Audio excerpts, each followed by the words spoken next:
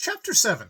Dr. Phillips had not been in the Hotel Lion d'Or 5 minutes before Margaret Pullen took him upstairs to see her baby. She had become terribly anxious about her.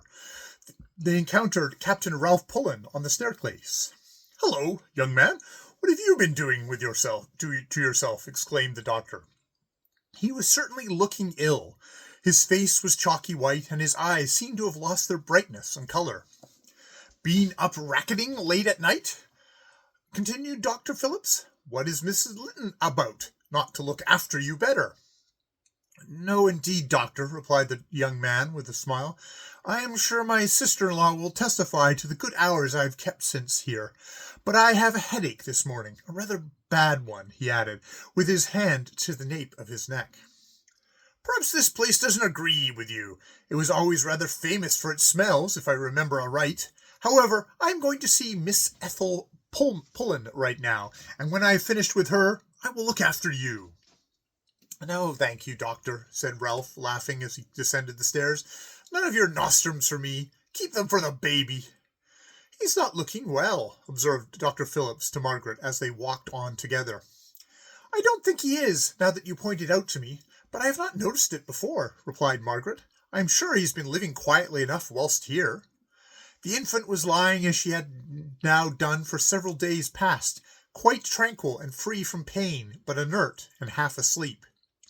The doctor raised her eyelids and examined her eyeballs, felt her pulse and listened to her heart, but he did not seem to be satisfied. "What has this child been having?" he asked abruptly. "Having, doctor? Why, nothing, of course, but her milk, and I have always had that from the same cow." "No opium? No soothing syrup, nor quackeries of any kind?" "Certainly not. You know how often you have warned me against anything of the sort." "And no one has had the charge of her, except you and the nurse here? You can both swear that she has never been tampered with?" "Oh, I think so. Certainly, yes. Baby has never been from under the eye of one or the other of us.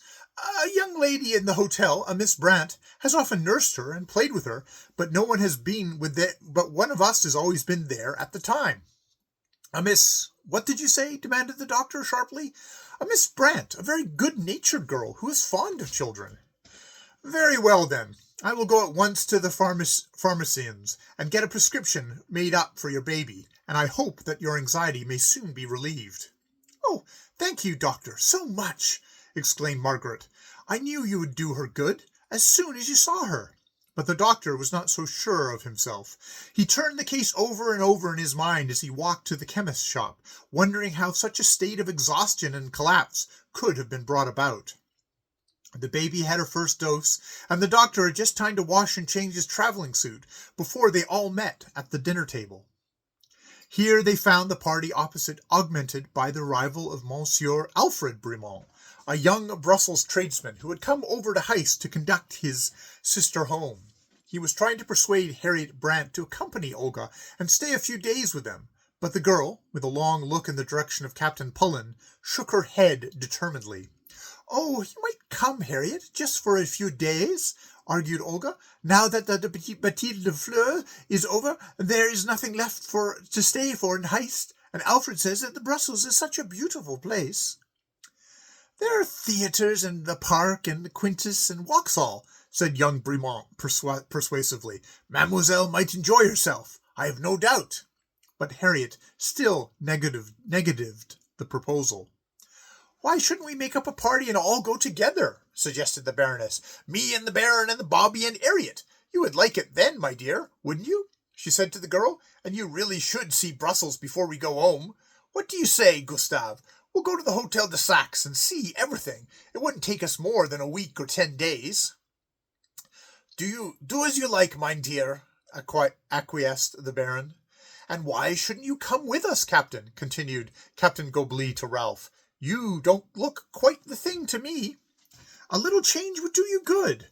All work and no play makes Jack a dull boy. Have you been to Brussels?" "I've lived there for years, madame, and know every part of it," he replied. "Come and renew your acquaintance then, and take me and Harriet about. The Baron isn't much good when he comes to sea-sighting, are you, Gustave? He likes his pipe and his slippers too well. But you're young and spry. Well, is it a bargain?" I really could not decide in such a hurry, said Ralph, with a glance at Margaret and Eleanor. But we might all go on to Brussels, perhaps, a little later on.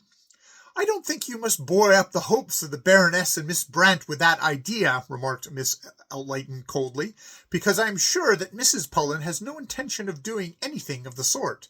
If you wish to accompany Madame Goblet's party, you had better make your arrangements without any reference to us. All right, if you prefer it, I will, he answered in the same indifferent tone. Who is that young lady sitting opposite with the dark eyes? Demanded Dr. Phillips of Mrs. Pullen. The same I spoke to you of, upstairs, as having been kind to baby, Miss Harriet Brant. I knew a Brant once, he answered. Has she anything to do with the West Indies?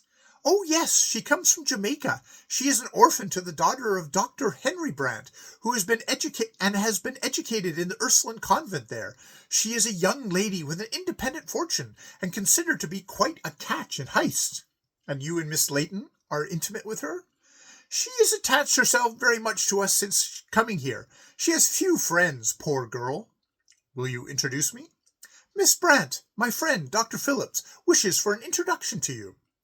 The usual courtesies passed between them, and then the doctor said, I fancy I knew your father, Miss Brant, when I was quartered in Jamaica with the 13th Lancers.